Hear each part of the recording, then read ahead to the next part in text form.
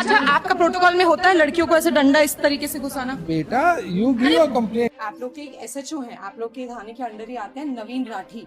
तो उस दिन क्या हुआ था 20 जुलाई को जंतर मंतर पे, हम लोग के सामने की बात है, वो एक लड़की को ऐसे डंडा कर रहे थे। That comes under sexual assault. अरे मैं आपसे जो पूछ रही हूँ वो तो बताइए। You that is what I am saying ना, you give a complaint. Sir आप चैट जीपीटी की तरह एक ही चीज बोलते जा रहे हैं। PHQ is deciding. प्रोटोकॉल तो बताइए। DCP sir will decide.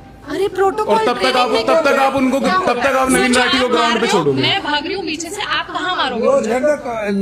It is to be decided already. अरे मारेंगे ही कैसे? आप महिला हो, आपको डंडा ये मारेंगे ही कैसे?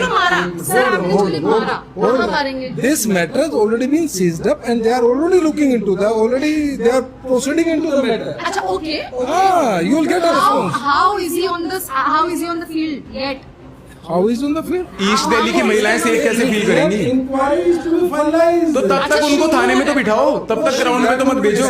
That would be आप डिसाइड करोगे ना, आप हेड हो, इस थाने के हेड आप हो। decided by the senior officer. हम अभी थाने में गए थे, उनके वो ग्राउंड ड्यूटी पे हैं।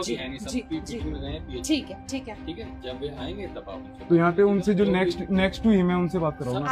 आपसे सब गए हुए हैं, सारे आईपीएस सारे ऑफिसर जितने भी।